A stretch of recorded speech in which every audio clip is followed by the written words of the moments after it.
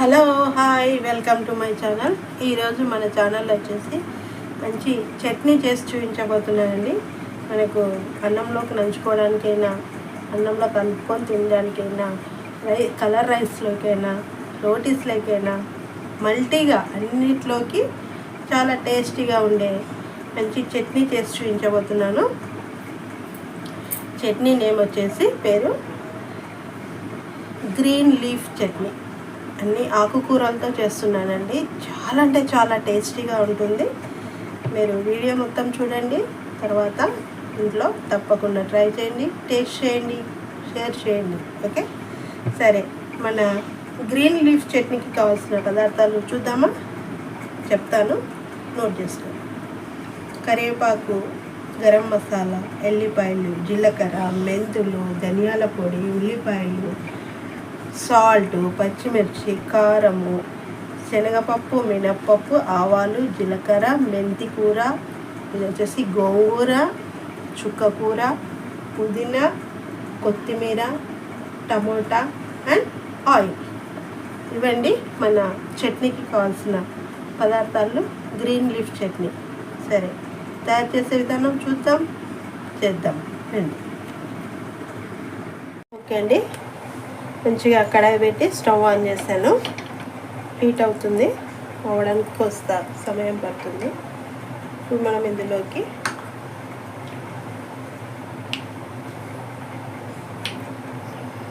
ముందుగా ఆయిల్ వేసుకుందాం. ఆయిల్ కాస్త ఎక్కువ పడుతుంది, కానీ ఆయిల్ తక్కువ తినాలి కాబట్టి మనము జ్యూస్ వేసుకుందాం. ఆల్రెడీ ఇప్పుడు ఆయిల్ కాస్త ఇప్పుడు ఆకుకూరలు వేయించడానికి ఆయిల్ ఇది సరిపోతుంది. తర్వాత మళ్ళీ మనము తాలింపు వేసుకోవాలి కదా, అప్పటికి కాస్త పడుతుంది కాబట్టి కొద్దిగా ఎక్కువే పడుతుంది. మన క్వాంటిటీని బట్టి ఆయిల్ కూడా సెట్ చేసుకోవాలి. ఇప్పుడు ఇందులోకి మనము మెంతులండి, ఒక చిటికెడు మెంతులు వేసుకోండి. చిటికెడు లేదా 2 చిటికెలైనా పర్లేదు. నేనైతే 2 చిటికెలు వేసాను. కాస్త మెంతులు వేస్తే చేదు వస్తుంది అంటారు చాలామంది. అలా అనుకున్న వాళ్ళు తగ్గించుకొని క్వాంటిటీ వేసుకోండి. ఇది వచ్చేసి జీలకర్ర అండి, 1 స్పూన్ జీలకర్ర వేసిన.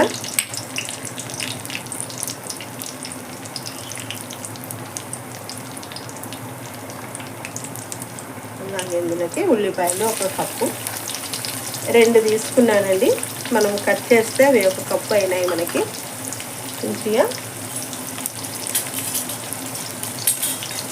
2 కప్పుల ఉల్లిపాయలు,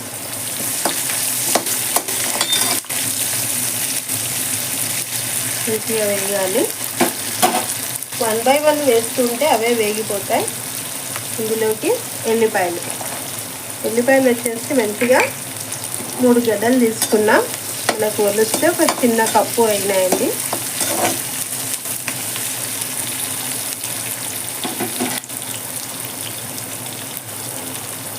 ఒకవేళ ఇప్పుడు కార్తీక మాసము చాలామంది ఏమంటారు, ఎల్లిపాయ తినని వాళ్ళు ఉంటారు. అలాంటి వాళ్ళు అవి 2 తీసేసి దీంట్లో మనం చేసే చట్నీలో ఎల్లిపాయ తీసేసి మిగతావన్నీ వేసుకొని చక్కగా ఈ గ్రీన్ లీఫ్ చట్నీ టేస్ట్ చేయొచ్చు. ఇందులోకి ఇప్పుడు పచ్చిమిర్చి అండి,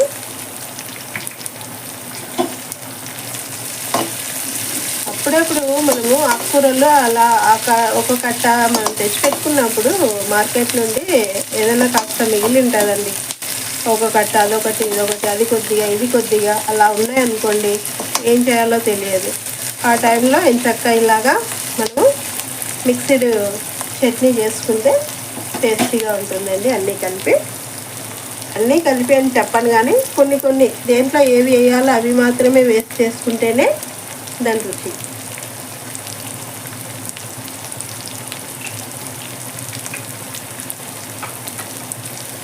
ఇవి కాస్త వేగాలి. ఇందులోకి మనం వేగాలంటే ఏం చేద్దాం, సాల్ట్ వేద్దాం.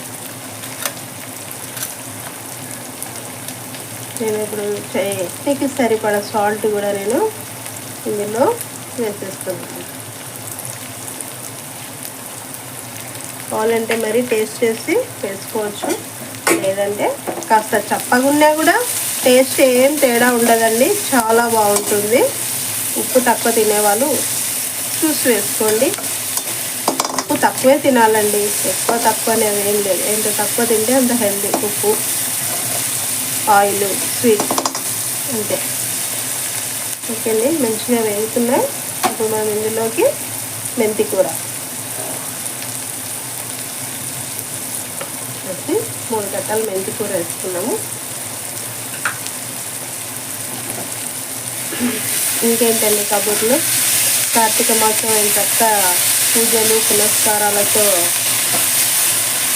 సరదాగా ఎంజాయ్ చేసుకుంటాం. మనం ఇంట్లో హౌస్ వైఫ్ కానీ, వర్క్ చేసే వాళ్ళైనా, జాబర్స్ అయినా. వావ్, ఘాటు మొదలైంది, స్పైసీ తెలుస్తుంది, సూపర్ వస్తుందండి ఫ్లేవర్ అయితే. ఇందులో మేము పుదీనా 1 కప్పు పుదీనా వేసుకున్నాం.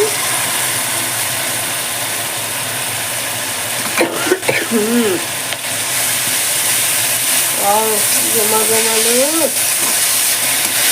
అద్దరిపోతుందండి.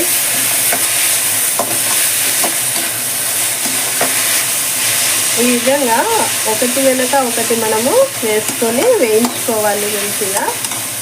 వీరికి హై ఫ్లేమ్ మీదనే వేయించుకోవాలి. ఆకుకూర ఎప్పుడైనా హై ఫ్లేమ్ పైన వేయించడం వల్ల ఆకుకూరలో ఉండే వాటర్ ఎంబడే డ్రై అయిపోయి మంచిగా ఆకుకూర కూడా గ్రీన్ కలర్లోనే అలాగే మనకి టేస్ట్ ఉంటుందండి, మంచిగా ఉంటుంది. అలా వేయించడం వల్ల చాలా సన్నని మంట పైన పెట్టి వేయించామంటే అది మెత్తగా అయిపోతుంది. అంటే మనకి చట్నీ మెత్తగానే అవ్వాలి. కానీ మీరు వేరే ఆకుకూర ఏదైనా చేసేటప్పుడు చెప్తున్నాం మీకు, ఆకుకూర మాత్రము ఎప్పుడైనా మంచిగా హై ఫ్లేమ్ పైన చేసుకోవడం వల్ల అది చాలా బాగుంటుందండి. అది చేసి టేస్ట్ చేస్తేనే తెలుస్తుంది ఇది చెప్పేదానికన్నా. ఓకే, ఇది మంచిగా వేగింది పుదీనా.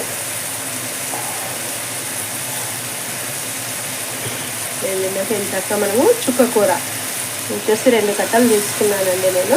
ఒక బౌల్ అయ్యింది.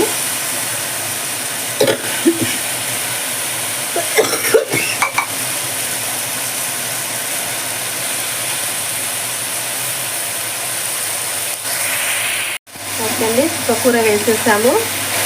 అది ఎంబడి ఆవిరికి త్వరగా మగ్గిపోతుందండి చుక్క కూర మాత్రం. అది పులుపు కూడా ఉంటుంది.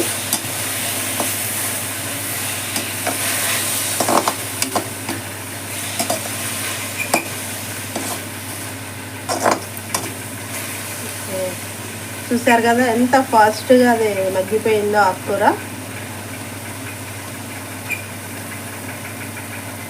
ఇది కూడా కాస్త బాగా మగ్గిపోయింది. మనం నెక్స్ట్ మంచిగా ఇచ్చాక గోంగూర అండి. ఇవి కూడా 2 కట్టలు తీసుకున్నాను. మంచిగా కడిగి తీసుకున్నాక మనకు ఒక బౌల్ అయిందండి. మీ ఇష్టం క్వాంటిటీ, మీరు అదొక కట్ట అలా తీసుకున్నా పర్లేదు. దాన్ని బట్టి కొన్ని తగ్గించుకొని వేసుకుంటే అయిపోతుంది అంతే. మసాలా కానీ, ఉప్పు కానీ, కారం కానీ. మిగతావన్నీ ఎక్కువన్నా పర్వాలే, ఉల్లిపాయ, ఎల్లిపాయ ఎక్కువన్నా సరిపోతుంది.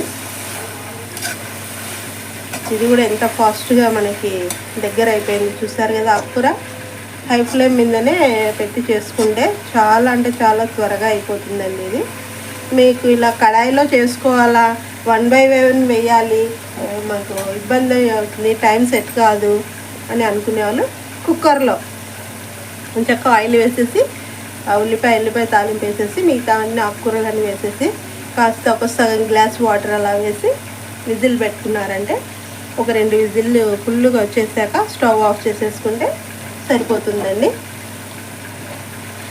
తర్వాత మనం తీసి చూసుకొని ఏదైనా వాటర్ అలా ఉంది ఇంకా అని మీకు అనిపిస్తే కాసేపు అలాగే స్టవ్ పైన కొద్దిసేపు అలా పెట్టచ్చు.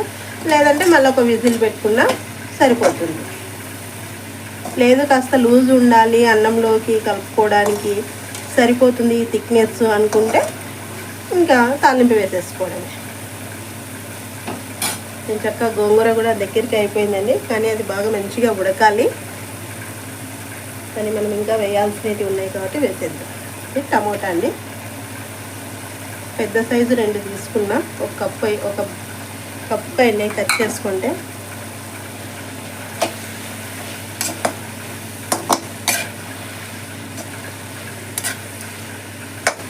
ఇది కూడా ఇంచక్క మగ్గాలి. మగ్గుతుంది, తొందర ఏం లేదు. ఇవన్నీ వేసేసి మనం సన్నగా కొంచెం మంట తగ్గించేసి ఆ మూత పెట్టేసి వదిలేసామంటే అవే ఇంచక్క మగ్గిపోతుంది. వచ్చేసి 1 కప్పు కొత్తిమీర. నాకు కొత్తిమీర వేయాలంటే చాలా ఇష్టం అండి. కూరగాయలలో, ఆకుకూరలలో అసలు ఎంత ఇష్టం అంటే కొత్తిమీర. దాని టేస్ట్ చాలా బాగుంటుంది. ఇలా కూరల్లో వేసినప్పుడు ఇంకా బాగుంటుంది. ఇలా కొత్తిమీర చేసుకుంటే కూడా హెల్తీకి చాలా మంచిదండి. కొత్తిమీర జీర్ణ వ్యవస్థ బాగా పనిచేస్తుంది. ఓకే, చూసారు కదా ఎంత బాగా మొత్తం కలిసిపోయావో. అది కాస్త మగ్గాలి, ఇంతవరకు మనం వెయిట్ చేద్దాం. ఓకే, చూద్దామా.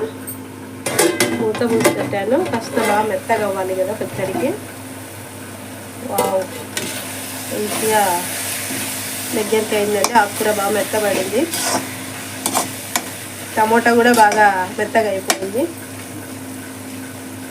ఓకే, ఇప్పుడు మనం ఇందులోకి మిగతా ఇంగ్రీడియంట్స్ ఉన్నాయి కదా, ఐటమ్స్ వేసేద్దాం. ఇది వచ్చేసి కారం అండి, 1 స్పూన్ ఎండుమిర్చి కారం. ఇది వచ్చేసి గరం మసాలా 1 స్పూను. వచ్చేసి ధనియాల పొడి అండి, 2 స్పూన్లు తీసుకున్నా ధనియాల పొడి. అంటే చిన్న స్పూనే, ఒకటే అండి, అదైతే కాస్త చిన్నగా ఉంటుంది స్పూను.